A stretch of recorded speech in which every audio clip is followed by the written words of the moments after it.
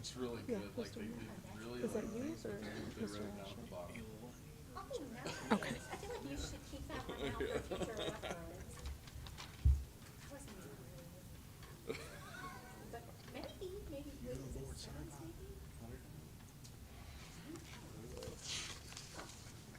That's I don't know, funny. I'm gonna need to see what you're talking about. Yeah. I mean, not right now. Okay. All right. Yeah. After. Yeah. It's funny. Oh yeah, we are about to start. Yep. Okay. Okay, it is 6 o'clock. There we go. And I'm going to call to order our January 29th, 2024 regular board meeting of the Woodford County Board of Education. We are here at Woodford County High School. As far as roll call goes, all members are present and in person. I'm going to ask everyone to stand for the pledge. The flag is in the corner right next to the doors on the back side of the library.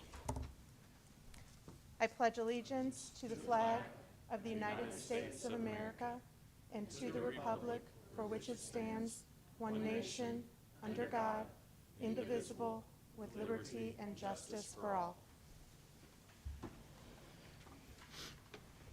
Thank you. Are there any proposed amendments to the agenda? I'd like to make a motion to pull the treasurer's report out of the consent agenda and move it to the regular agenda. Is there a second? Second. It's a motion by Ms. McCowan, a second by Ms. Springate. Any discussion? Yes, just because the reasons that I'd like to have that pulled are because discussing the district's financial position in an open meeting is being transparent with our community and with the taxpayers that help fund our public schools. And also because placing it in the consent agenda has the potential to result in an extra special called meeting like it did in December. And I think it's a better use of our resources to place on the regular agenda and allow for discussion in our regular monthly meeting. Any other discussion? All those in favor? Aye. Any opposed? Nay. Nay. The motion fails 3-2. Okay, we'll move on to our superintendent's report. We'll start out with Mr. Atkins. Thank you, Ms. McHale. I want to thank everybody for coming out tonight. I see a lot of friendly faces back here. It's good to have you. Good to have you come and show your interest in what's going on in our school system. So we appreciate that. Weather's kind of thrown us a couple of hiccups here over the last couple of weeks. I know that Mr. Chandler and I feel like I've talked to him more in the last couple of weeks than I have my wife.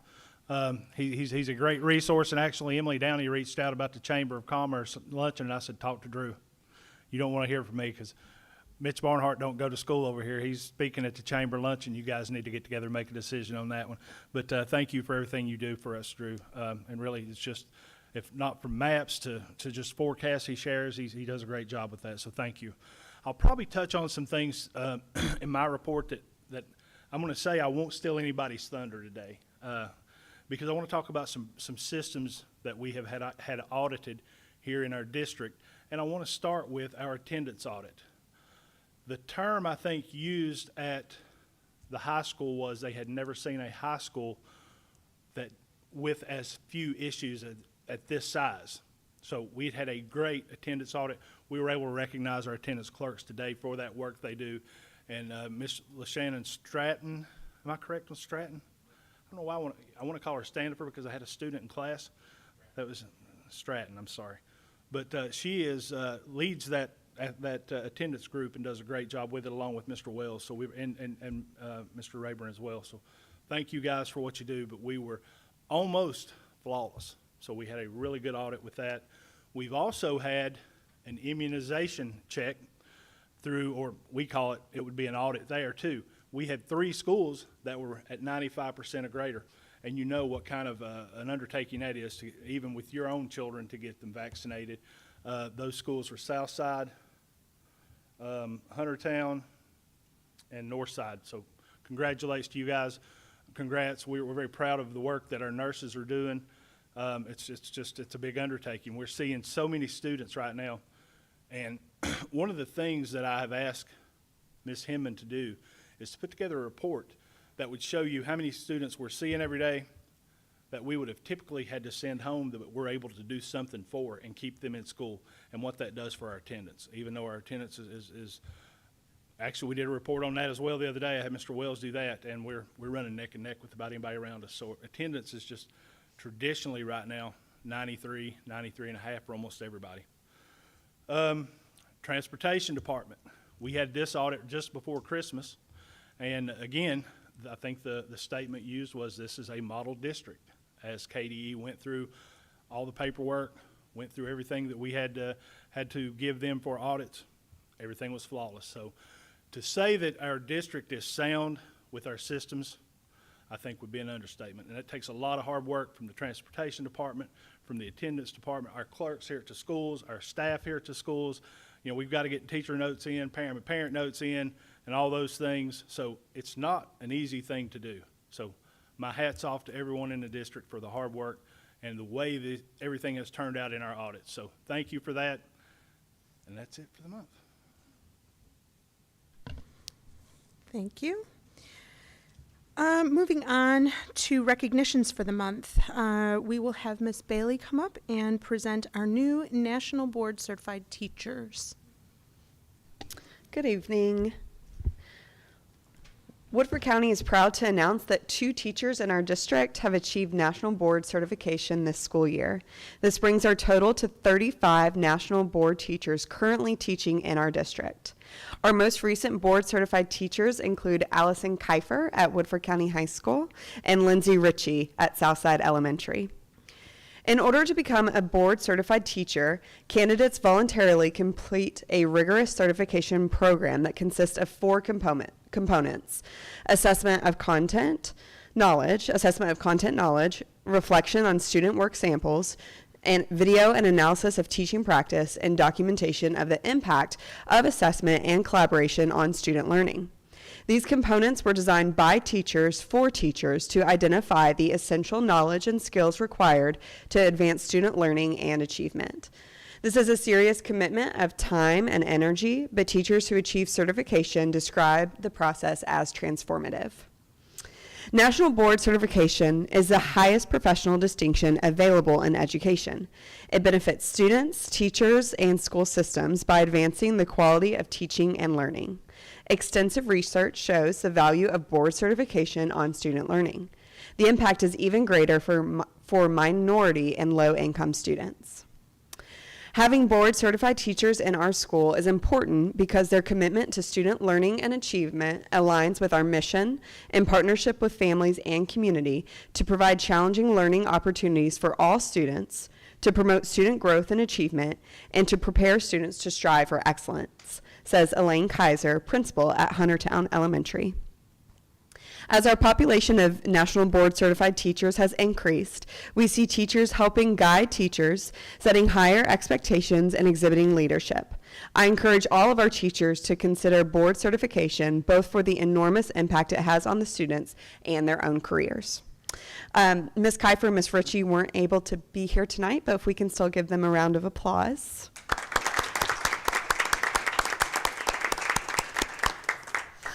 And I believe next is Mayor Thurman.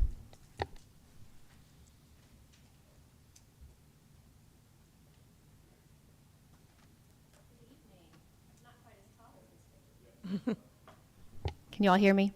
Good evening. Thank you for having me. I appreciate the opportunity to be here to honor our school board members this month. I'm very fortunate to have 2 kids who have spent their whole career thus far, their school career here in Woodford County, and I just think that it's a top-notch school system, and that's in large part because of the great leadership. So I appreciate you all. I know that you work very hard and put a lot into this, so thank you.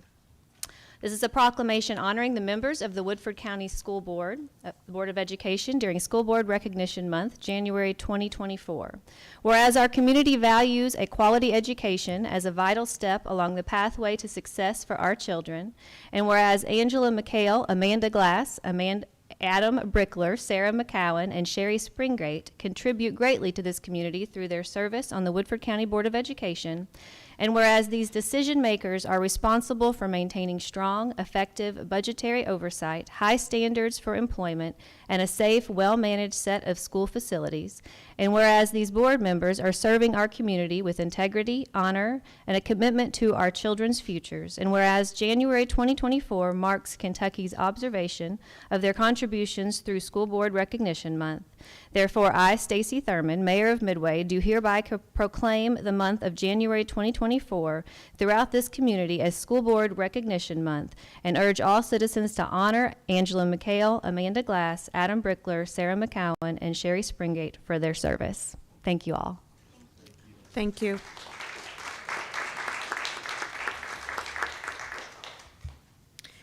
Okay, we'll be moving on to our good news report. Oh, I'm sorry.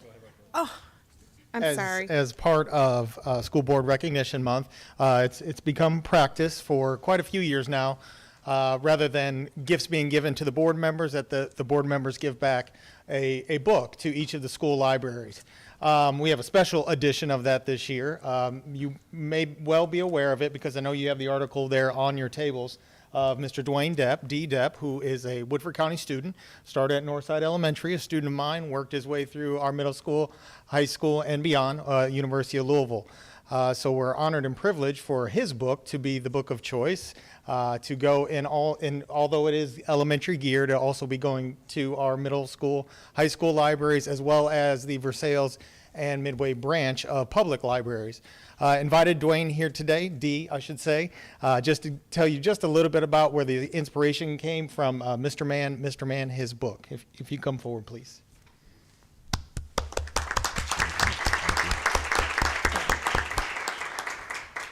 Thank you all for having me here today. I graduated from Woodford County High School in 2017. I went to Northside. Mr. Asher here was my principal. I actually spoke at Northside's 5th grade graduation 3 years ago, I believe, thanks to Mr. Hunley back here. He was also my basketball coach in high school. The inspiration behind this book, I had a teacher in 3rd grade named Miss Dowson. I haven't spoke to her in a long time.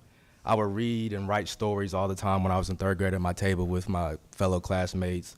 A lot of kids would make fun of me because indoor recess, I wouldn't play, I would just write. And eventually a lot of kids would be laughing while the teacher would try to speak. She felt like it was disrespectful. She realized what I was writing, and eventually she ended up reading my stories to the entire 3rd grade every Wednesday and Thursday for the whole entire year. It started off as the classroom, then it's branched out into the whole entire grade. I'm actually gonna speak a little bit louder outside the microphone so I can see everybody. But the inspiration behind this book, I've been writing these since I was about 8 years old.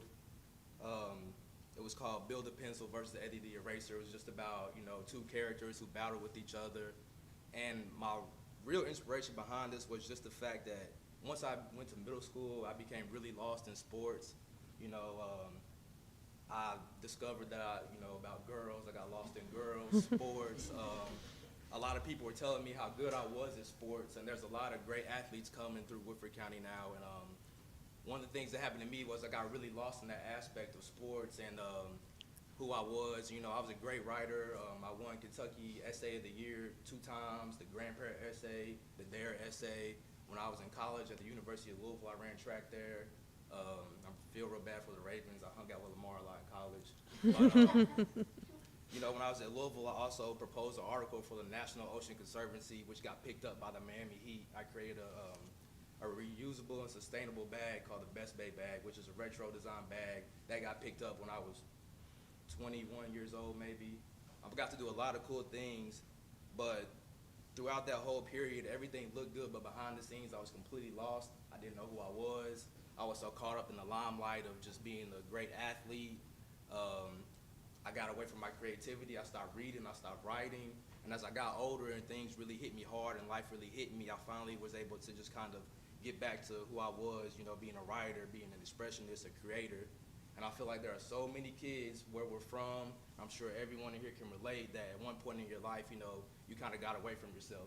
And it's really hard to get back to who we are, or to even realize who we are, to learn that, to unlearn, to reprogram our minds, our brains. So I've been doing a lot of work. I work at the Juvenile Detention Center in Lexington with the youth. I've mentored them for a year now. I taught at Southern Elementary in Georgetown, which have really helped me out. But this book is just kind of my life story. It's very subtle, but at the same time, It's just about a kid who's kind of rewriting his own history, his own life story throughout the book. So it starts off as 8-year-old me, and then as I get older and I kind of go through trial and tribulation, and at the end of the book, it's back to 8-year-old me. And that's what I want everyone who reads this book to understand, is that we create our own reality. And that's really my inspiration behind this. Actually, in 2021, I tried to write this book. I was 22 years old. I just turned 25. I wasn't able to finish it. Lauren Long, the author of Otis and who wrote Barack Obama's children's book, he revised my book. He told me that I needed to stop forcing the last 5 pages. So I set it down for 2 years, picked it up this past summer, wrote it in 45 minutes at the hospital. And I've sold, since November 21st, I've sold 614 copies so far, which I'm extremely happy about, but more so just about the impact. I really want people to believe in themselves again. I want people to turn into believers of themselves, and that's what this is really all about. I do a lot of mental health advocacy on social media. I started this past March. I have 61,000 people following me, which is so many people, especially in 10 months.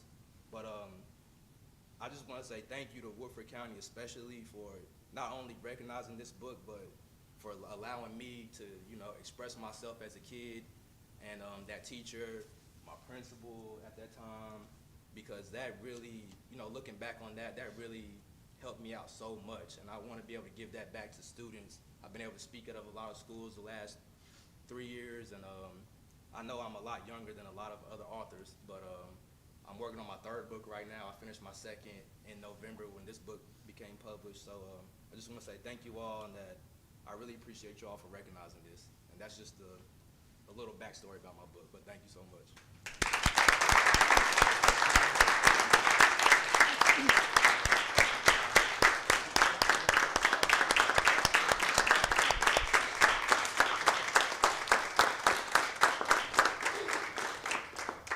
I couldn't stand it. We were so proud of Dee, and I just had to have him talk to you all. He is inspirational, and I just thought that was a good way to recognize the board, the work that they do, even though it's been quite a few years since he's been a student, but that's what it's all about. So thank you, Dee.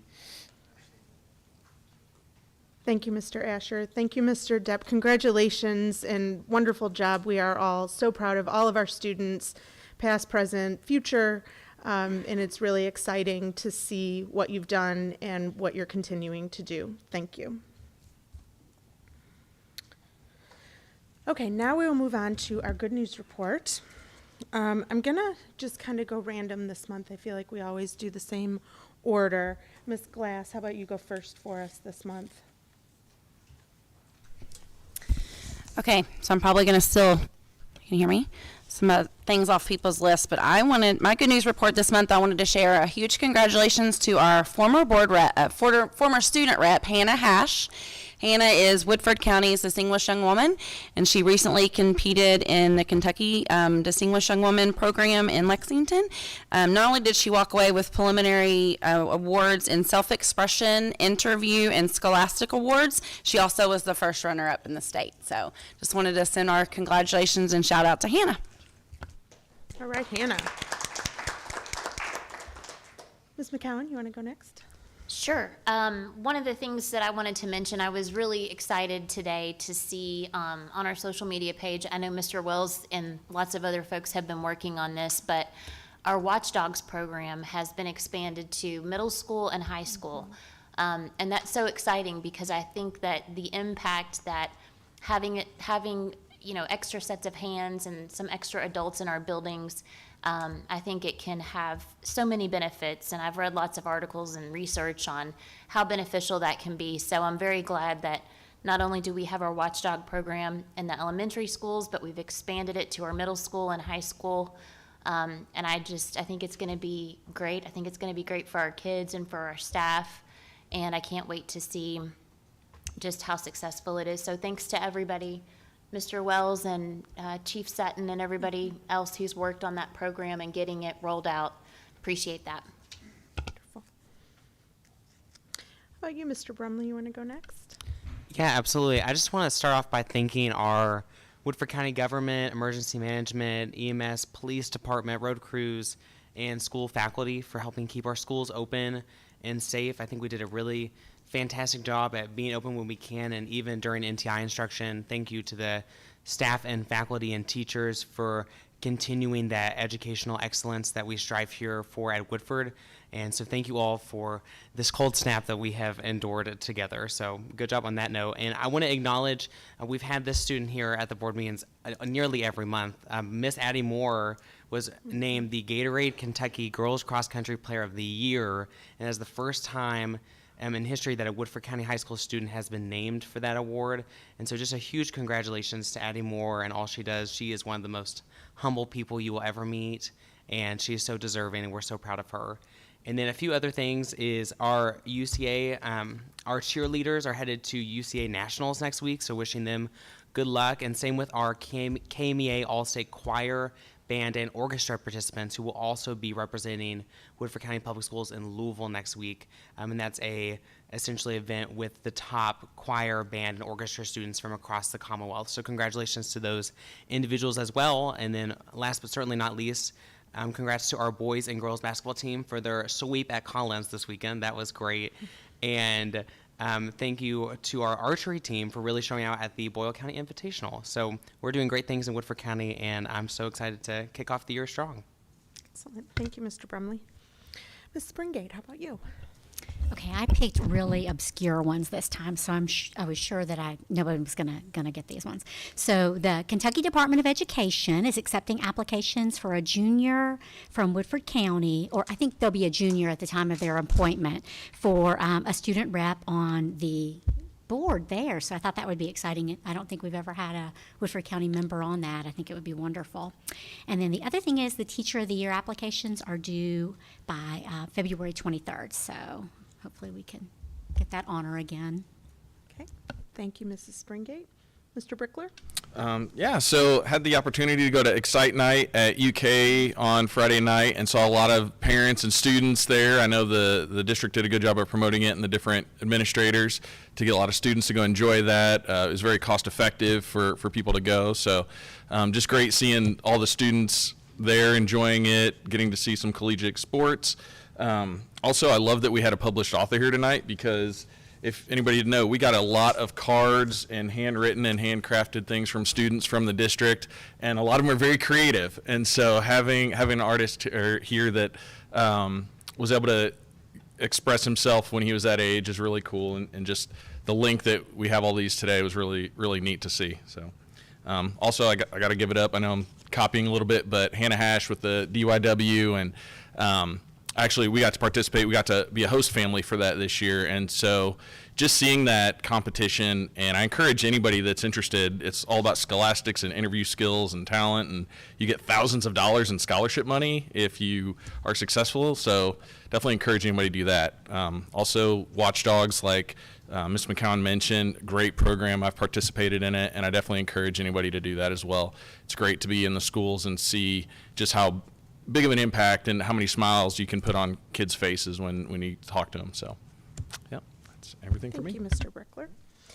I just wanted to mention that I was able to attend the Woodford Chamber of Commerce Chamber Awards Luncheon, was that last week, I think?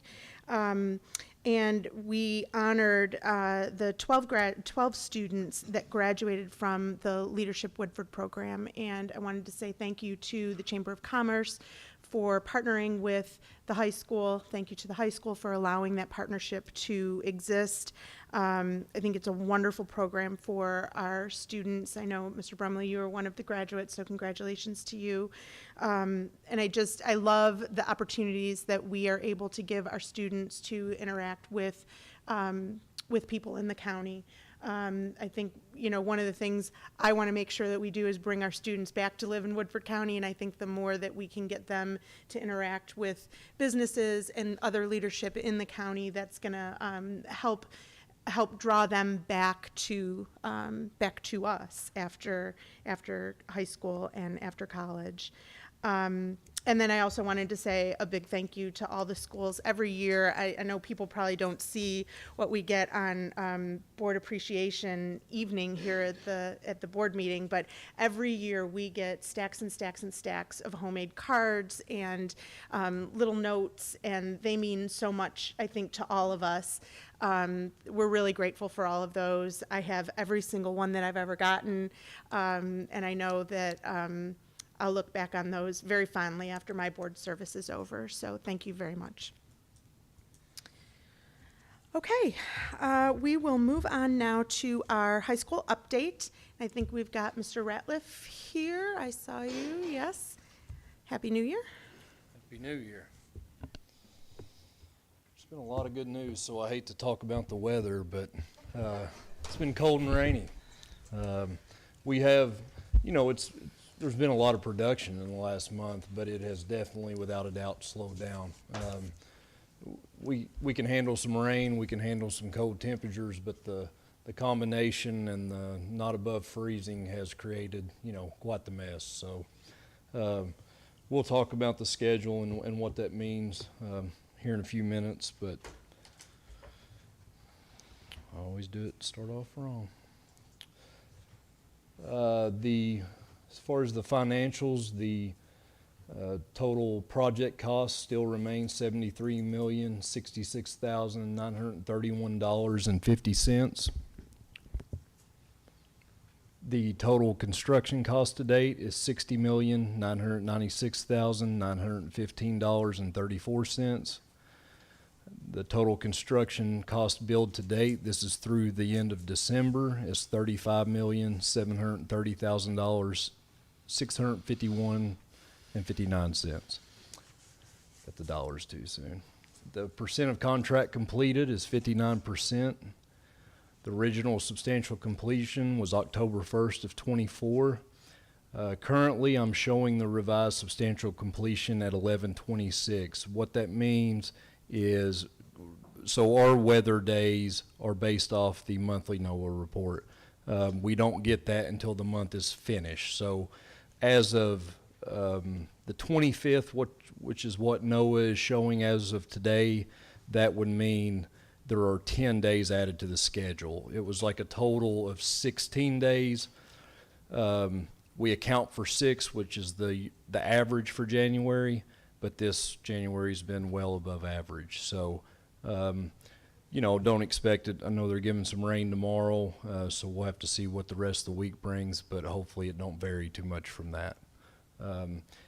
Assuming it's 10, that's why I put the 11/26, just for you to go out and have that information, but next month that could change a day or two or whatever we have for the rest of the week. Which leads to the original final completion date of 11/1/24, and that would shift as well to 12/26/24.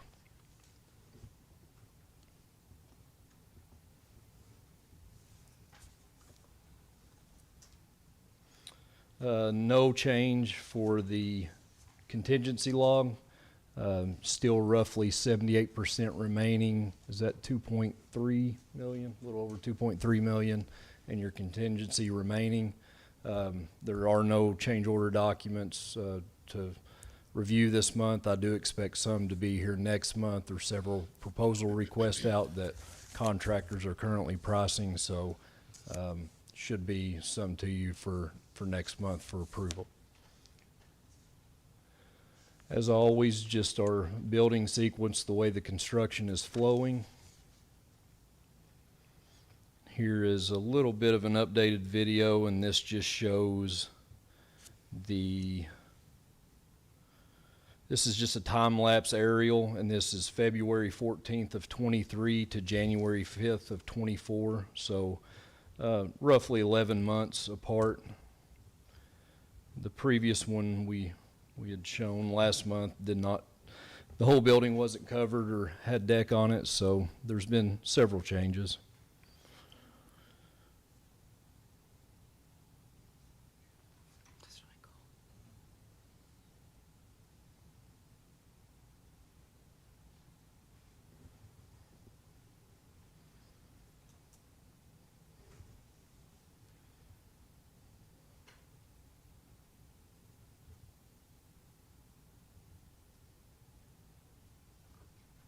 just keeps playing when I hit next.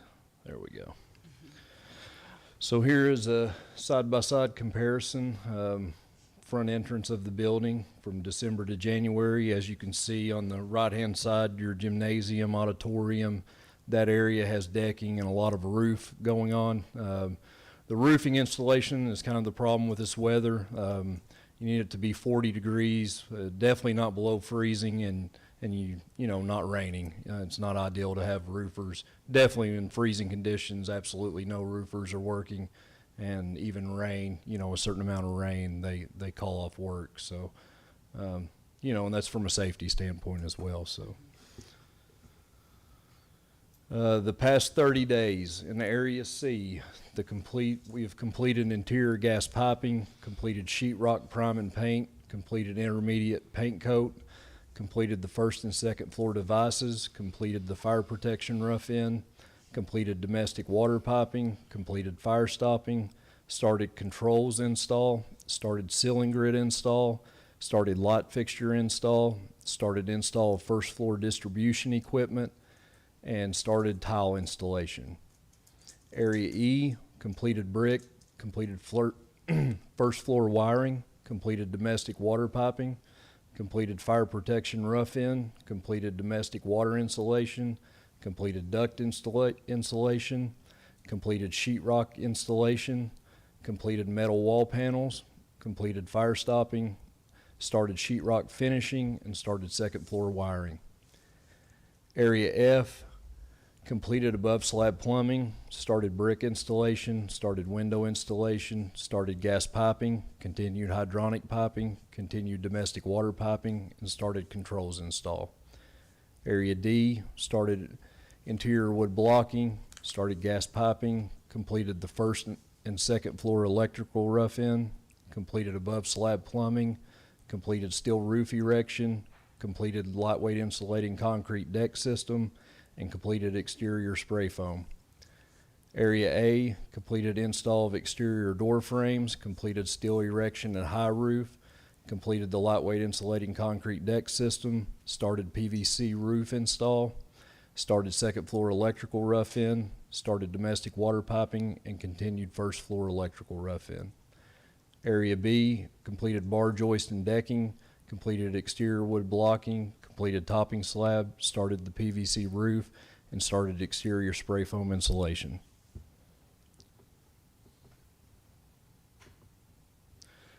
"30-day look ahead. In Area C, we plan to complete the boiler installation, complete metal fascia and miscellaneous sheet metal, complete finish coat of paint, complete first floor distribution equipment, complete install of first floor light fixtures, complete handrail at stairs, complete tile installation, begin first floor voice and data, and begin pump equipment install. In Area E, complete sheetrock finishing, complete second floor wiring, continue hydronic piping, start prime and paint of sheetrock, start the metal fascia and miscellaneous sheet metal, start ceiling grid install stair handrails, install GRDs, and start installation of distribution equipment. Area F, complete brick installation, complete window installation, complete heat pump installation, continue metal roof install, continue duct installation, continue domestic water piping, continue hydronic piping, complete fire stopping, and start metal wall panels. In Area D, continue hydronic piping, continue domestic water piping, complete gas piping, and start brick install, start window installation, start fire protection rough in, and continue metal stud framing. In Area A, complete interior CMU installation, complete first floor electrical rough in, complete first floor plumbing rough in, complete exterior spray foam installation, complete PVC roof, start hydronic piping, and start HVAC sheet metal, which is ductwork. Area B, continue electrical rough in, continue above slab plumbing, complete exterior metal stud framing, and complete the lightweight insulating concrete deck system. When you put installation and insulation in the same column, it can get brutal. So here's a side-by-side comparison. It's the east view. You're overlooking your gymnasium and auditorium there. As you can see, the vast majority of change is in the roof. You can also notice like the silver horizontal stripes along the edge of the gym there, and that's for the spray foam and for the metal wall panel to attach to. Here is the northeast view.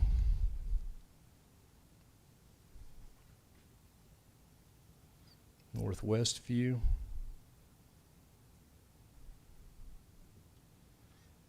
You can see on the west view the metal panels on the E-wing have been completed and they've started. I'm sure everybody's noticed the big stone. I'm always afraid of what to I'll insult you, but I'd just call them big stone pillars, columns, whatever beside the windows. Looks really good. I think it's really stands out. So big difference when you're driving up through there now, and that'll continue as the weather, weather prevailing. Here's some just photos of Area C on the interior. Just restroom ceilings. You can see that the stud framing and sheetrock for soffits has been installed. Classroom ceiling, ceiling grid's been installed. And then your second floor corridor, you can see now that the ceiling grid has been installed as well.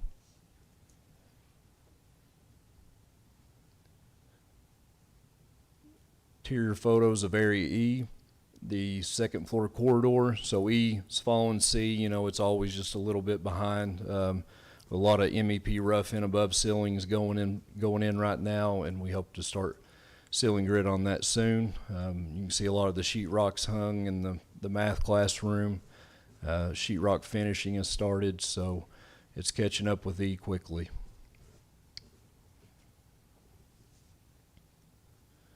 So there's the media center. I always like to show it just because it's such an impressive room. It's massive, and this is like standing on the second floor looking down.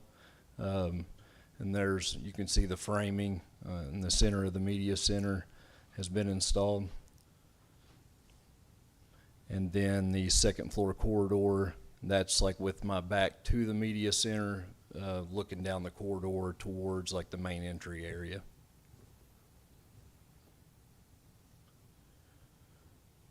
There's some Area D, the left side, that would be the admin area. When you walk in the entrance of the building, that's to your right.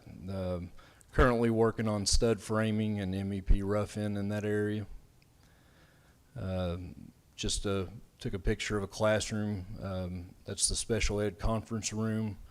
And you can see that the stud framing is complete and they're installing the wood blocking. And then the cafeteria is the picture on the right. That is currently an area we are trying to get the roof completed. That's why you see all that plastic covering the slab, is because there's so much water coming through at the moment, and it's just to protect the slab. Interior photos of Area B, there's an auditorium picture, and then just the corridor running through the storm shelter, exiting the building. Once the roof is complete in that area, the lighting will be a lot better. It's a little challenging to get quality pictures in there at the moment, but it's the best I could do. The phase 2 total project cost remains $4,504,760. Total construction cost to date, $3,656,408.99. Total construction cost billed to date is $1,831,951.67. Percent of contract completed is 50%. Original substantial completion date was March 15th, 24. For that one, we currently have 6 days being added for October, November. I believe it was 3 in October, 3 in November, and then the same situation as January for this month, setting at 10 days right now.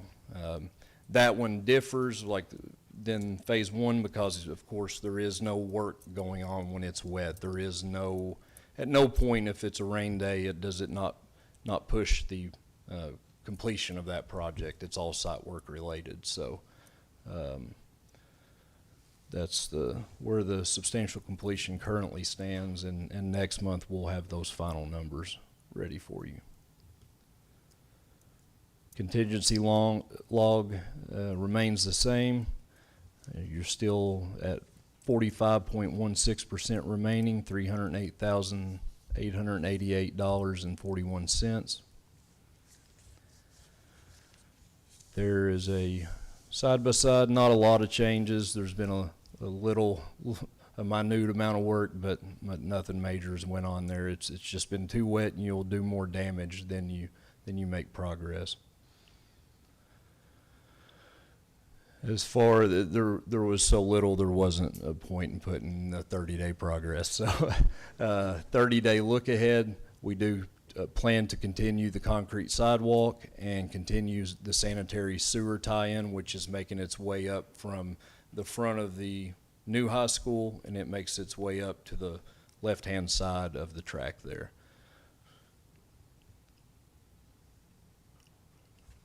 Here is an updated, that's of course the slimmed down schedule. So I believe last month, if I'm not mistaken, we were roughly 9 days ahead. It is sitting at when this was updated, the 11-12 substantial, we're showing 11-5, so we've lost a couple days, and that'll trickle in as we input data into this schedule each day and each week. I do expect all the rain and the cold weather to see that inch closer, but that's the whole point of adding weather days. And so that will change, but we have lost a couple days for sure, and I expect that number to grow some without a doubt. I mean, with the amount of work that we've been able to complete this month. So that's, like I said, that's why we like that buffer for the entire time, because there will be times that you can't control what happens. So still a good place to be, and I fully anticipate once weather straightens out that the progress will continue on as it has been. Any questions? I think just one thing that I think is important to point out, because I didn't know this until probably a month ago or so, but when we look at the track compared to the high school, the track is going to be done way before the high school, but that doesn't mean that we will be able to use the track yet. We will have to wait until we have, is it a certificate of occupancy before we can? Correct. So I think that's just important for people to know, because I didn't realize it, and just because the track may be done in May, Yeah. it doesn't mean that we're going to be able to start utilizing it yet. We'll have to wait until we Yeah. have that certificate of occupancy for both the high school building and the track. Yeah. And we actually have asked the building inspector to come by and talk to us about a number of things, but that would be one of them. Like it's kind of, and you all might want to speak on this, but where they're two separate projects, but they come together, you know, so safety and systems that are from phase 2 or field and track, not phase 2, relate to phase 1. And so it's something we need to look into, because every situation is just a little different there. So we are looking into that and what the possibilities are, but I'll try to have more information to you next month. Yep. Great. Any other questions for Mr. Ratliff? Thank you. Thank you. Thank you all.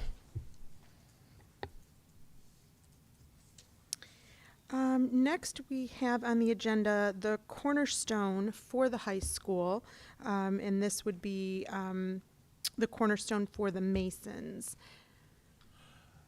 I have asked Mr. Drew Chandler to come and give us just a little highlight of what that looks like. We have talked to, and Drew has worked with Mr. Ratliff on that same situation, and at this point, there's a place for it to go where it's supposed to go, no cost. It's ready to go. So just give us a little update, Mr. Chandler, if you don't mind. Sure. Thank you, Mr. Adkins. I asked David Paul, who's the current master of our lodge, which is the equivalent of your board chair, to be here tonight. Rightfully, he should be here, but I was sort of taken on the project for our members, and he may have some things to piggyback on it. For those of you that don't know, the Freemasons have a 207-year history in Woodford County. 3 of our current 5 elected officers have kids that are current students in the district. We contribute to a number of different programs, probably most notably is the backpack program, providing the food through the family resource centers. But we've also done scholarships. We sponsor the bicycles for the attendance award incentivization, arts and athletics donations, project graduation, just to name a few.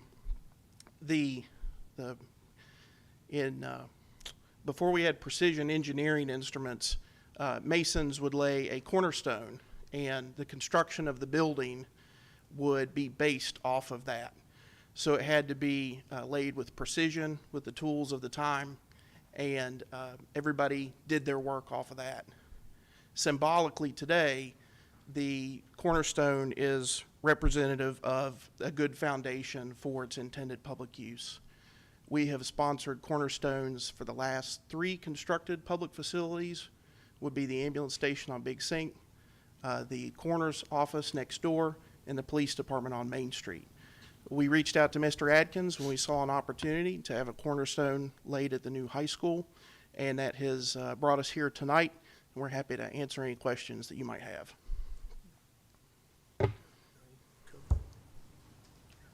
What would it look like? We're still working on the Okay. we're still working on the dimensions, but it would be a piece of marble that would be inset into the existing masonry, the brick, near the main entrance. Bryce may have some better description information for you. It would be roughly 2 square feet, so inconspicuous, laid closer to the ground at the foundation level of the building. Thank you. And then I just hate to be ignorant, but because I've seen the National Treasure movies, so I sort of know some of the Mason stuff, and I've read the Dan Brown books. But does it have? Is it like a marker? I mean, do you write something on it? What's that about? Yeah, so the Masonic square and compass which were the working tools of the Freemasons of the time, and it would be marked with a date, which is yet to be determined. And it would have, it would bear the name of the Grand Lodge of Kentucky, which is our parent organization.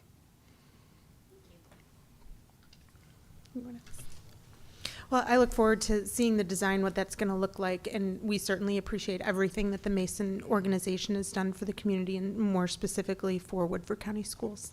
And most importantly, I can't believe I left this out. It's our intent to not have any cost to the district and the construction. So we think we have it worked out, but if there's anything to come out of pocket, we'll take care of it.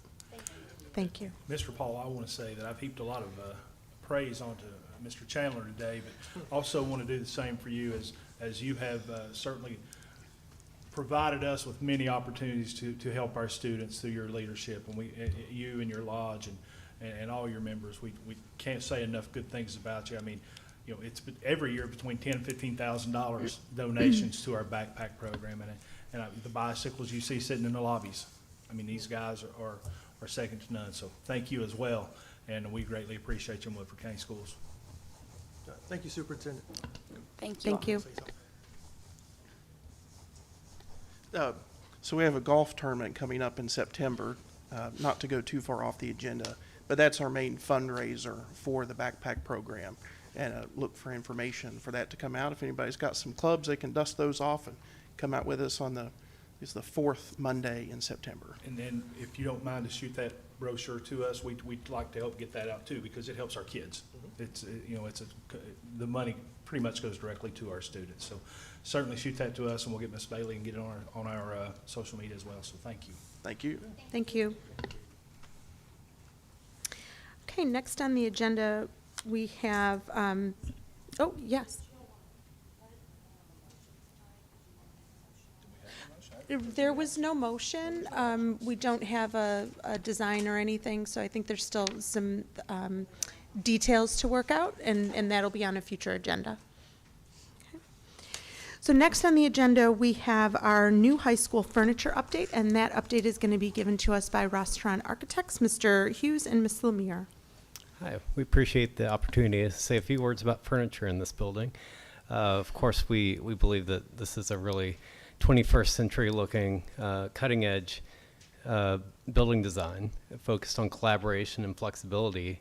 And the furniture really needs to work with the building to achieve those goals. And so this is something that our talented interior designers really worked hard on during the design of the building, and it's actually incorporated it in the plans themselves. But now we're getting down to the piece where we're actually going towards issuing a request for proposals to actual vendors and setting up those requirements. In that spirit, we've already had one, and I apologize, very long meeting with a number of folks from the district, the Director of Student Achievement, Director of Special Education, Chief Information Officer, Chief Financial Officer, the Principal of the high school, the Maintenance Director, and the Chief Academic Officer on the district side participated in that meeting, and we got really good feedback. And I will hand it over to Sarah to talk about kind of the next steps to that. But we did go through in a fair amount of detail, looking and receiving some feedback. And Sarah will talk about schedule moving forward. So thank you for having us here today, and we are happy to give you this update on the furniture. We have had one meeting where we really did show kind of initial concepts based on the plan. So the layouts on the plans and the drawings are the same.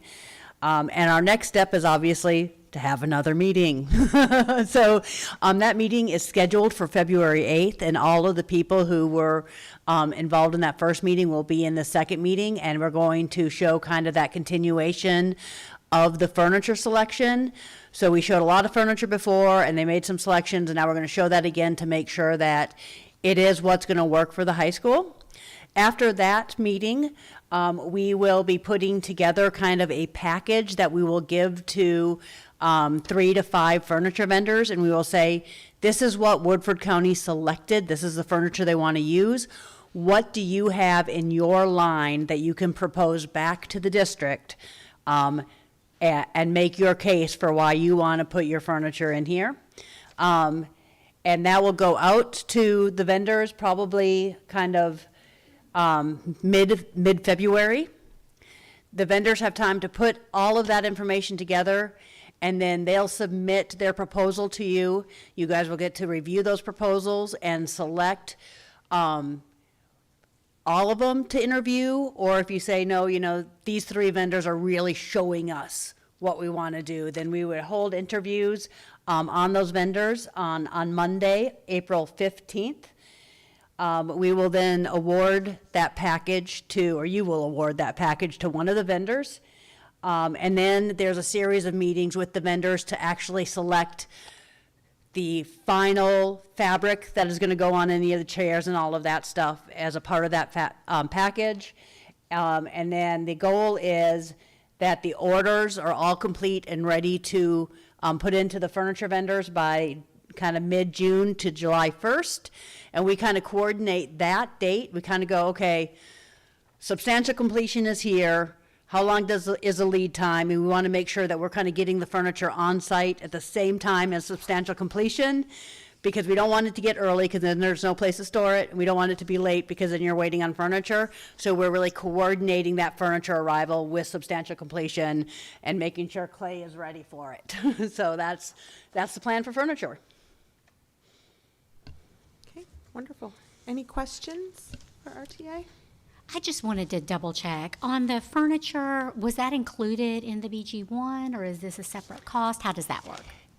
There is a line item on the BG1 that is for furniture and equipment. So it is we don't know exactly what that number is going to be yet until we have a furniture vendor on place, but it is on the BG1 as a part of the total project cost. Anything else? Okay, thank you all. Do we know if there's any kind of a lead time? Is furniture, or are we struggling to get, not us in general, but is the market tough to get furniture right now? Is there a lead time on that, or? We have double checked with all of our typical vendors, so that furniture order date of January 1 gives us the lead time we need to make sure it gets here around substantial completion. So we're kind of tracking that to make sure those fall in place. There is a lead time, but we are accounting for that in this schedule. Great, thank you. Quick question as far as just logistics. Would we be present at this meeting on the 15th of, did you say April? That will be up to you all on how you want to staff those interviews. So I will leave that to you on who you want on the selection committee for those actual interviews. That's up to you all. Okay, If but then that's- it would come to us for a vote at some point if we're not there that night? How would that work? Again, you've already, yeah, I think you would have to approve it. Yeah, there would have to be approved, Yeah. any contract the board would Yeah. have to approve. But it wouldn't have necessarily, they wouldn't have to come to a board meeting and do presentation, or they would? No, No? from what I can gather, because we are using Ross Tarn as this, for this process. So from what I can gather, they set up the interviews, and we do need to put together a committee that we haven't done yet. Mr. Smith, correct? That will be on this committee for these interviews. Now, I'm good either way, however we do that, but you will have to approve whichever one. So you'll bring it to us after? Okay, Yes. gotcha. Okay, thanks. Thank you. Thank you. Okay, next on our agenda is our instructional equity report, and also the CSIP update with Mr. Asher. Yes, thank you. Good evening once again. 97th day of instructional day of the school year, so that means the 100th day is upon us. Those of you with small children, you know what that's all about, counting out Cheerios and, yeah, all kinds of things for the 100th day of school. I want to start off by commending our teachers and our admin, our principals, and all our school staff for their preparedness on the return for second semester. January 3rd, which we had as a staff workday, was used very effectively.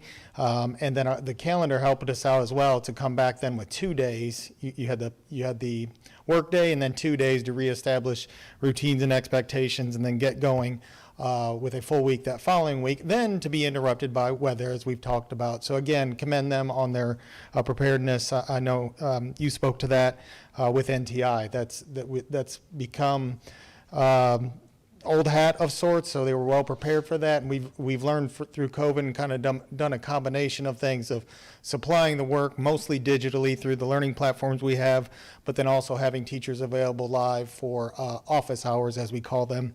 And that's consistent throughout the district. So thank you to our schools for that. On the agenda, as mentioned, we have both the CDIP that I presented on last month, as well as for approval this time around, and then CSIPs on the agenda strictly for your review. And I've talked many times about the continuous improvement process and the structures that we have in place for that, involving MTSS, both at district and school levels as a primary tool for that, along with many other structures and teams that we have going. So I hope that the plans that you have available for your review are evidence of that. I do know, and I'm sure we can discuss at the conclusion of my report here, we need to reschedule our data meeting. Prepared to go and whenever for that. But as you know, we are interrupted by the weather once again. As far as equity, we were also able to use January 3rd for training for our classified staff, which we've wanted to do for years, but just time was always not available for classified staff. So Dr. Roger Cleveland, he actually teaches out of Eastern Kentucky University. He's done a lot of work in Central Kentucky and beyond in regard to DEI. He actually has his own consulting, Millennium Learning Concepts. Anyways, he was able to join us on January 3rd and deliver. The audience was primarily our bus drivers and cafeteria staff, who on the work day, don't have as much prep to do for obvious reasons. So we were able to do a 2-hour training that morning, and we were pleasantly surprised in how that was received. They were very much appreciative for being included in this process. I explained to them how we've wanted to do this, just never had the time, and now we do. We're having a follow-up on April 8th, kind of part 2 of this, which is another staff workday coming off of spring break. So we're looking forward to that. We are again doing our school level reviews, DEI reviews, starting next week. In fact, we have one date next week and then later in March, to where we have a team of reviewers from both district level equity team and school level to go in and just mark progress on the equity action plan items that we've outlined for some time. Something to put on your radar, you probably have seen this, and we talked about this at our recent equity team meeting, Senate Bill 93, which basically vetoes all things DEI, trauma-informed. It's very heavy-handed. Who knows what will happen? It was just presented and last assigned to an education committee on January 11th, but certainly something to watch, and that's something we're watching as a team as well. I'll open for any questions, comments you may have.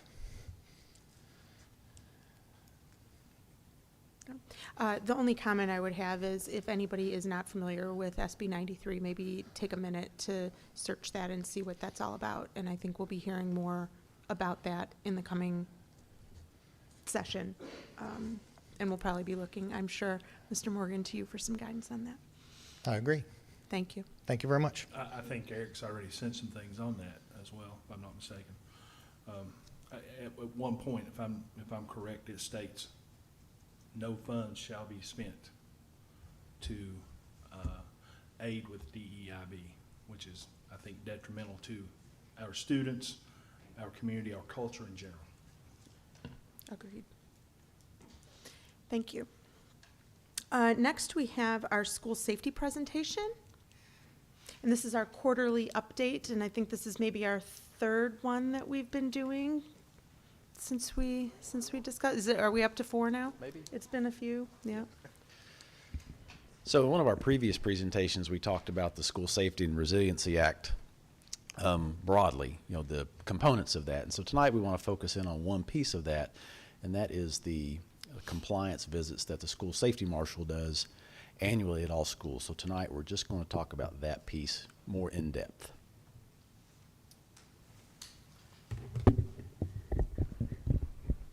Hello and good evening. Like Mr. Wells said, there's the school safety bill that originally passed in 2019 requires we have an annual school risk assessment done by the Office of the State School Security Marshal. Assessments are done, one, at a minimum for the annual requirement. They can be done randomly, which they have done in the district in the past, or after receiving a complaint from a member of the public or student or staff about being non-compliant. All schools in the district must be 100% compliant or a district fails as a whole, which is very important. We have 7 schools and it's a pass-fail assessment. I was going to give everybody a copy tonight, but it was 17 pages long and about 100 and something questions. So if you want a copy, I'll email you one. Because when I went to print it, it said like 126 pages, so I erred on the side of caution, just held on to that. But I can email you a blank copy if you want to see what's in it. Like I said, again, it covers about 100 items or areas. It's very detailed. Most of it is mandatory. Again, I'll speak to more of that here in a minute. Just arrow key. Consequences of failure, the obvious is danger to students, staff, and visitors. Criminal and civil liability, if you willfully, this is state law, so even if you don't like some of the stuff, I know some of it's inconvenient. It seems to be very minuscule details you may think overboard, but there are reasons behind all the laws that are out there. And also withholding of state funds for the district if we're non-compliant, so something like the high school being built, the state can withhold your funds if we're not compliant with that assessment. One good thing about it, there are some times because of mechanical problems, you have to get a repair done, it takes time and money. They do have a follow-up if you are non-compliant the first time, so, but they have critical errors and non-critical errors they look at for that. Some sample questions, since I don't want to print the whole thing, I'll give you some key ones you look at that we've kind of put in over the years. But ID is required to enter all of our buildings. Electronically controlled front doors is a must.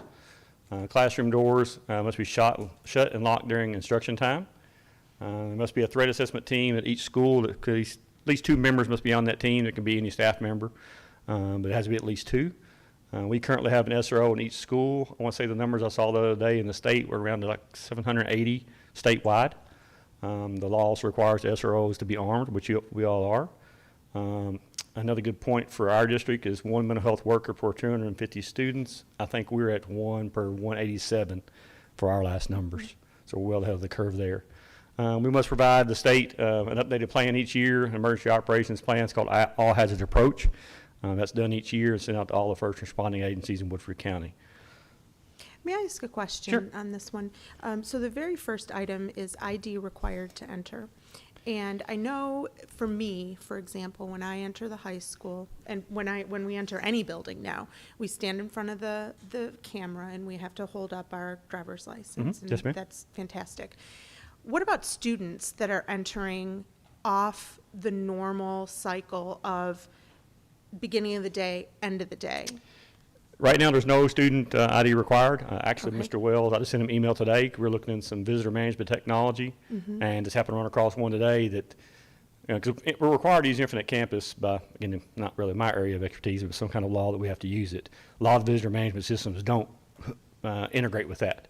I did run across one today that Paducah is introducing in their high school, middle school that has, it's KD approved with, it uses a student ID. You can scan it, which does attendance. Again, this is very new. I just saw this morning, so that's something I say, hey, I've already asked the demo, because it does do visitor management, which we were looking for as law enforcement. Yeah. Tracks your guests as well as your attendance. Yeah. And again, it's KD approved. So that's something we are looking at. But we don't require district student ID at this point. No, ma'am. Yeah, okay, thank you. Again, where we exceed some areas, I think I've already mentioned, we have an armed SRO in each school. This year, we took an extra step to have the dual front entry you just talked about. Again, state law says just the main front lobby has to be secured electronically. We now have a double layer. You must be greeted at the first layer, just a general question, who are you, why are you here, what's your purpose, do you have an ID? Once that's kind of vetted, you see their temperaments in a good manner, then they're allowed to the second entry point, which again, they're still not in the building. They're held in the atrium, again, held there until they find out they're there for a meeting. They're not given access to the building.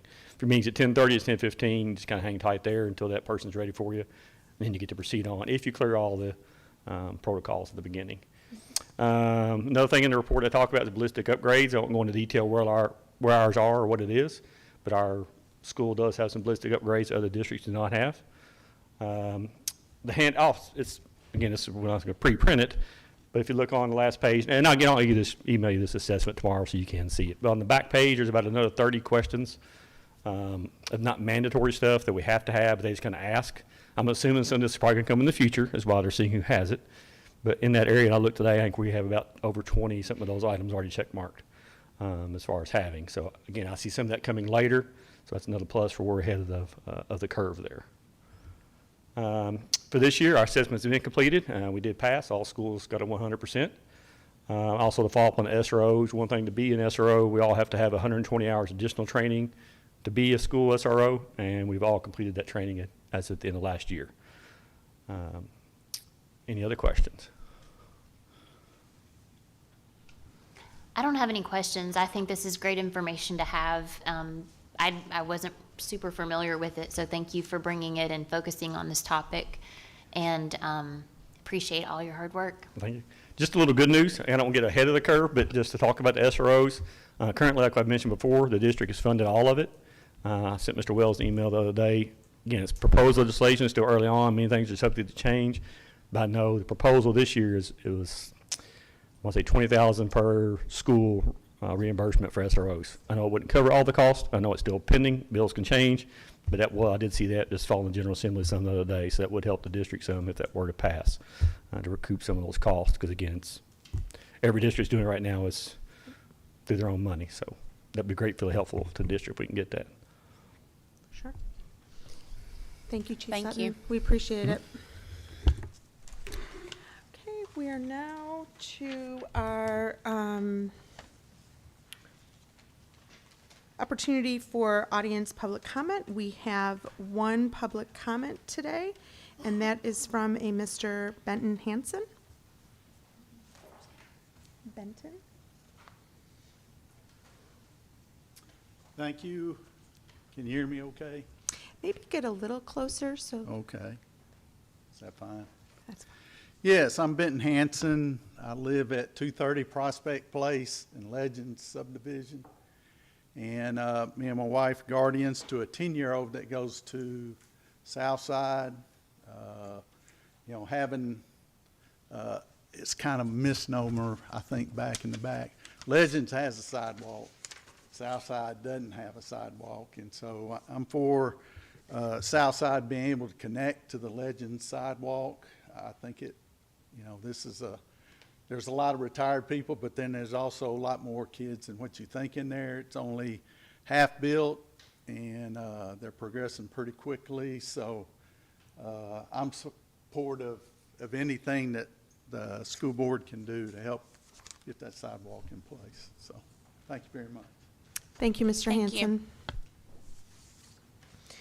Okay, next, can I please have a motion to approve the consent agenda? So moved. Motion by Ms. Glass, Second. second by Mr. Brickler. All those in favor? Aye. Any opposed? Nay. The motion passes 3-2. Moving on to our regular agenda, can I have a motion to accept notification of personnel matters? So moved. That's a motion by Ms. McCowan, Second. second by Ms. Glass. Any discussion? All those in favor? Aye. Aye. Any opposed? The motion passes 5-0. Can I have a motion to accept notification of payment of bills? So moved. It's a motion by Ms. McCowan, Second. second by Mr. Brickler. Any discussion? All those in favor? Aye. Aye. Any opposed? Nay. The motion passes 4-1. I need a motion to approve the meeting minutes of the December 11th, 2023 and December 18th, 2023 board meetings. So moved. Motion by Ms. Glass, Second. a second by Mr. Brickler. Any discussion? All those in favor? Aye. Any opposed? The motion passes 5-0. Next on the agenda, we have our 2024-2025 draft budget. And Mr. Smith will come up. I think there were some slides attached to the agenda along with the budget. Yes, good evening. So I'm going to do a very quick, brief draft budget presentation. It's that time of year again where the budget cycle starts over. Just to recap the cycle, once again, the draft budget is due at the end of January every year. The tentative budget is due in May every year, and then the working budget is due in September of every year. On a side note, I will be presenting the tentative budget in April this year due to some scheduling conflicts in May going on. We're going to try to roll that a little bit earlier this year and do that in April. So, if there's any salary conversations that we're going to want to have, we need to try to get those in and wrapped up by the end of March from a timing standpoint, so that we can get that integrated into the tentative budget. So there's the KRS that requires the board approve a draft budget every year by January 31st. And just a reminder, I said this last year, the draft budget is really just a formality to kick off the budget cycle every year. We are so early in the process, there's no real new information to warrant any significant work on this budget yet. So all I typically do is copy from the current year working budget that we're operating from and just make it, there's some minor tweaks it has to balance. Katie, you won't take it if it's not balanced, but just make very, very minor tweaks to make it balance. And then that's what's in the budget report that I give you for the draft. So there's just not a lot of new information in there. By the time we get to the April, that's the one that's going to have all the changes, all the information, all the updated numbers that we're going to have, and we're going to start working off of for next year. Some key items that we will be working on and talking about between now and April are going to be any significant revenue changes, anything SEEK adjustments, any potential tax adjustments, any grant adjustments, and then any significant expense changes. Salary and benefit projections are always a big one. Salaries typically 80 to 85% of our total budget, so that's where the largest chunk typically goes. Debt service changes. I was reviewing that today. Our debt service goes up about a little over $300,000 this year. So, that's going to be something that we'll have to take into account when we do the budget. And then the inflationary adjustments have definitely calmed down over the past 6 months. But it's not gone away completely, so there are things that are still costing more than they did last year versus the year before. So we're constantly having to look at those types of things. So with that said, do you have any questions for me? I've got just a couple questions. Sure. So you talked about the importance of kind of having a better idea of what we're going to do with raises and things like that.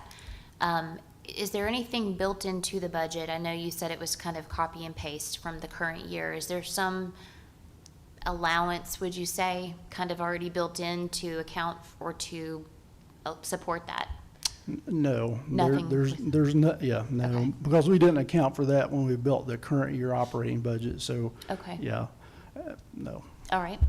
So can I just, along that vein then, and you had mentioned, so April is when we're going to be potentially approving the tentative budget. So does that mean that really over the course of the next month, you guys should probably get together at the district level and kind of decide what maybe we missed last year, what needs to be done this year, what your proposal is, so that we can have maybe a couple of things to look at, to vote at, probably at. Do we need to vote on that in the March meeting then to include that, or do we still have time after that? So you still have time. So first of all, we have been we've started those conversations, right? We've been having those. We don't have to vote on it. The only thing that has to be approved for next year is the salary schedule in that regard. So any adjustments that we would want to make, we would want to make. And it's not that we couldn't adjust them after we do the budget presentation in April. Just depends on how significant those salary schedule changes would be. I mean, we could come back in June and make salary schedule adjustments if they were minor that wouldn't affect typically the budget for next year all that much. Just depends on the significance of the change. But we at some point want to finalize what the salary schedule is going to look like next year, and that would require a vote. And then, but it's not necessarily, the two things are not dependent necessarily. It just depends on the degree of significance that the salary schedule would change, if that makes sense. So I guess then included in any of the budget information that we would get would be what the proposal is going to be from a district sort of perspective Sure. need is? Sure, and right now, every school district in Kentucky I won't say we're held hostage, but we are really don't know what our budget will look like until the General Assembly approves their budget, because they're, as Chief Sutton said, there's some monies built in there that would save us some money. So we have to wait and see what that exact budget looks like prior to us moving forward with what we can do. Right. Yeah. Right. Sorry, Sarah. Go Mm-hmm. No, that's okay.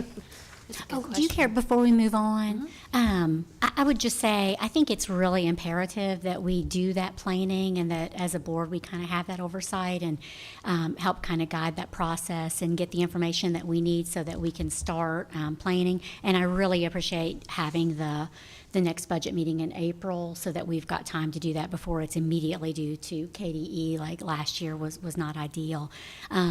I really liked having the work session so that we could have input from our teachers and our staff and have them come in. And I really like to have, just some basic information. What does this percent look like? What does that percent look like? Just some basic kinds of information so that we can get that input from the public. And I don't know if that would be in February or March would be sufficient to do that. But I definitely think that's something that we should schedule sooner rather than later. Yeah, that was good. Any updates on whether the SEEK funding may be changed? I know that you had that listed too in the presentation. So, I mean, I know we don't always know things until the General Assembly is finished with their work, but is there any insight at all into that yet?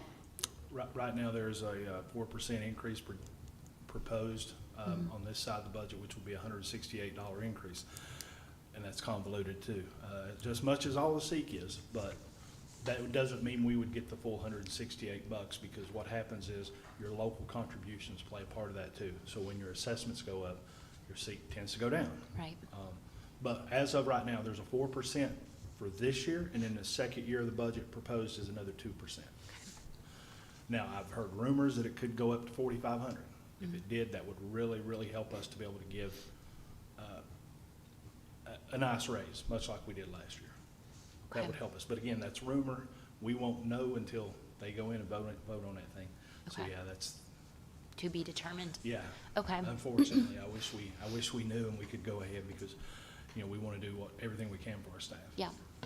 The last question that I had was about the debt service changes. So for the current fiscal year versus next year, what does that look like? So it goes up a little over 300,000. It goes up 300,000. It goes up Okay. 300, yeah. So I was looking at that today, and it's 4,700,000 and some $1,000 that it will go up to next year. The highest that it will be, based on our bond sale for the high school last year, will be in the next 3 years. And so it will essentially cap with a couple of $1,000 increase, I think, in the next following year, and then maybe even the year after that, but then it starts going back down.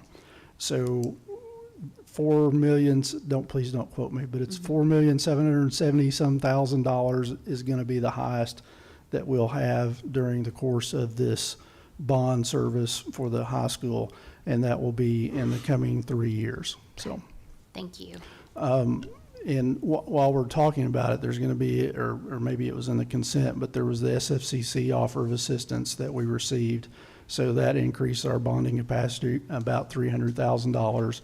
So, we talked about that for the last couple of years. If you look at our bond schedule, it says that we won't have any capacity for a lot of years. But as Kelly Mersich and I have been saying at these presentations, that's going to trickle back much faster. And just based on the way things are shifting, and I think that, in the next 3 to 4 years, we'll definitely have bonding capacity again. So all that helps. Do you think, Shane, that once we, or Mr. Smith, I'm sorry, once we get the DFP approved and we get a chance, that they get a chance to look at that at KDE, I do believe that our FSBK offer of assistance will increase as well because we're showing more need. Does that make sense? Absolutely. So just to keep you in touch with where we're at with the DFP, we've making some very minor formatting finalizations with that through KDE. We were hoping to get that brought before you at tonight's meeting, but it's probably going to be February or March. We went through that process because we knew that there was more demand or more need that just wasn't reflected on that, and we've essentially doubled the need on that process, so that will absolutely help our bonding ability through those SFCC offers coming forward, because our need has essentially doubled over what we were reflecting on that previously. Okay, with that, can I have a motion to approve the 2024-2025 draft budget? So moved. That's a motion by Ms. Glass. Second. A second by Ms. McCowan. Any further discussion? All those in favor? Aye. Any opposed? Nay. Motion passes 4-1. Can I have a motion to approve the amended classified salary schedule? So moved. It's a motion by Ms. Glass, Second. second by Mr. Brickler. Any need for discussion on this one? All those in favor? Aye. Any opposed? The motion passes 5-0. Next item, can I have a motion to approve the purchase of school buses, please?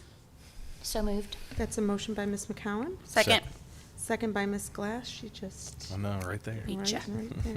Any discussion? All those in favor? Aye. Any opposed? The motion passes 5-0. Can I have a motion to approve the renewal of the diesel gas bid to Robinson Oil? So moved. A motion by Ms. McCowan, Second. a second by Mr. Brickler. Discussion on this? All those in favor? Aye. Any opposed? The motion passes 5-0. Last item on the regular agenda is to approve the additional extended days. I need a motion to approve. So moved. A motion by Ms. Glass, Second. second by Ms. McCowan. Any discussion on that? Okay. All those in favor? Aye. Aye. Any opposed? The motion passes 5-0. So that brings us to the end of the regular agenda. We do have a discussion item, which is the Legends sidewalk. So we did receive the school safety report on that opening. Mr.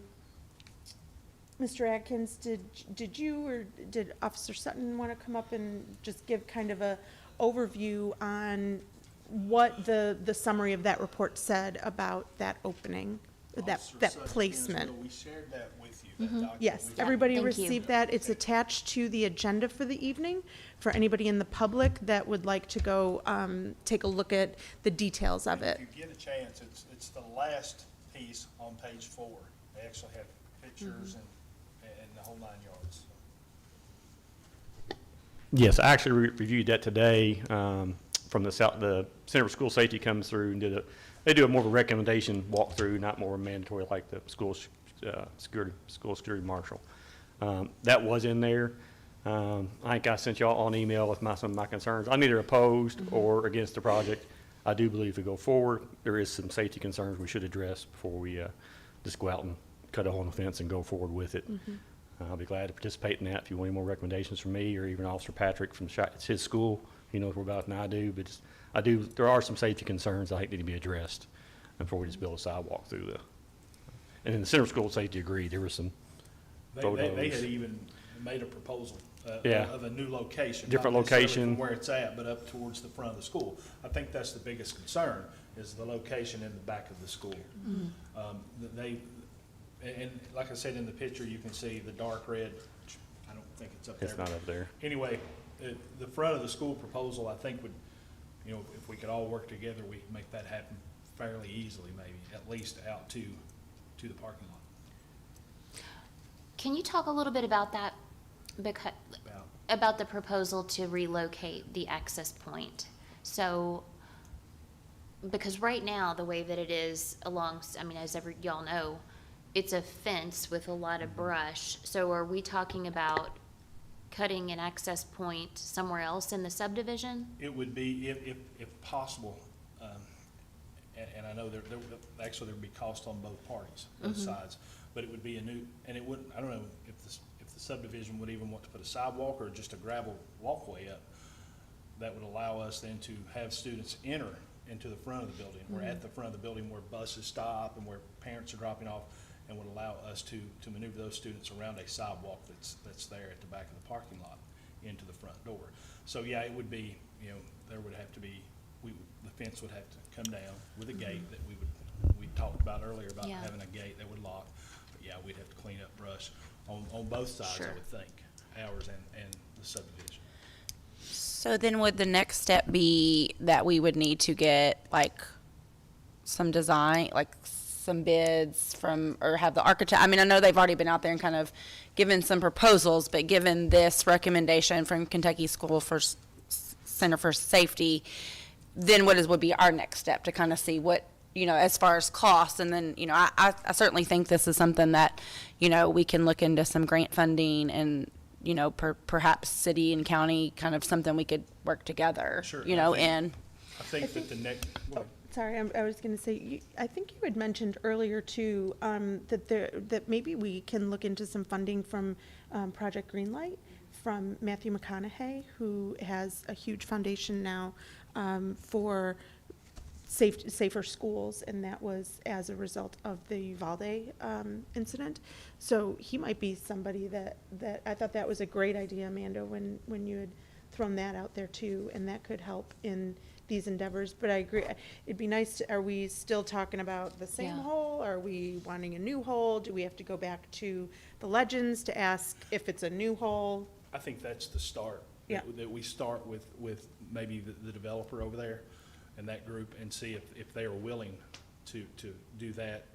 And then we all get together and get let them get their totals, and we'll get a total as to what the cost would be for us, and then move forward in that sense.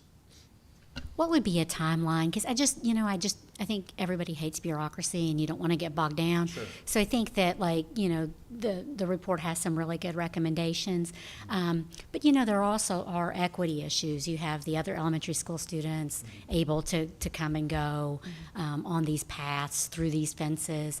And so, I realize that, this is a new subdivision, but I also think that, we just don't want to get, too bogged down. It would be nice to have kind of a time frame. Sure, we can start, if we can get the name of the developer over there, the owner of the subdivision, then we could probably start moving forward, Mr. Smith, with trying to get something together to talk to that individual or that group, to get a timeline. But, I would say that since the Kentucky Council for Safe Schools has kind of said this is not a good idea, I would be very leery of recommending at this point. Using the That- current yes, the current- opening. Yes. Using I the think- current opening. I think moving forward with the other one, I think it's very doable, very doable. But in that the will other take some location. time, though. It will take It's some not going to time be to- like next month, we can get started on that if we Just do as have quick to as go we can back get, to, if we can right. get up with this developer or the group, then we'll have It may conversations. be like with a homeowners association or Right, something, Maybe. right, because I that maybe know we've got to go there's to a like meeting or something like that. phase 2 or something, yeah. Yeah. Because I know that part of that report too was just in general, like it's not well lit, so there are some lighting issues and some signage issues and things like that that were identified, so. And those are we do address those. I know last year we've gotten some stuff at Safe Harbor that we put a new fence up, we've addressed lighting. So when those things come in, we because once they've been recommended, you can't turn a blind eye to that. Yeah, And we don't want to, absolutely. certainly. Yep. Yeah.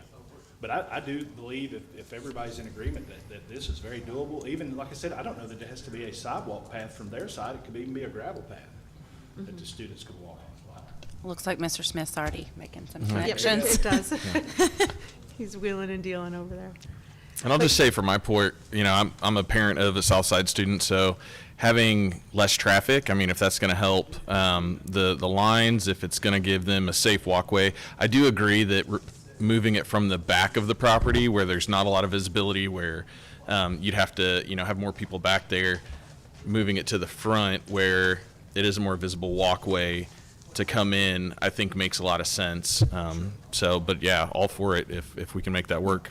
I agree. I just think we all have to kind of recognize that when we do that, we're now completely changing it, and it may be a little more complicated. It's not just Yeah. our decision anymore, and we're going to be a little reliant on what the Legends can do as well. We But will I get think on it that's as soon as we can. Yep. We certainly will. okay. So do you think we should put it on the next month just for an update, like under discussion again? I think, yeah, We I, can do, yeah, can we do, update. I think, Shouldn't yes, be a it problem at all. can, it can go back on as a discussion, Yeah. and hopefully we'll have some movement by We'll then. at least know who we're talking to Because and there's maybe get nothing together saying, with yeah, them. we can't get together with people beforehand, to understand all that. That's not any action, so, okay, we'll do that. Anything else on the Legends? Okay, thank you. There were some information items attached. Other business, the only thing that I had was to potentially reschedule that data session. So we did have to cancel that due to school being canceled. Mr. Asher, I guess first off, do you have any time constraints on meeting again? Okay.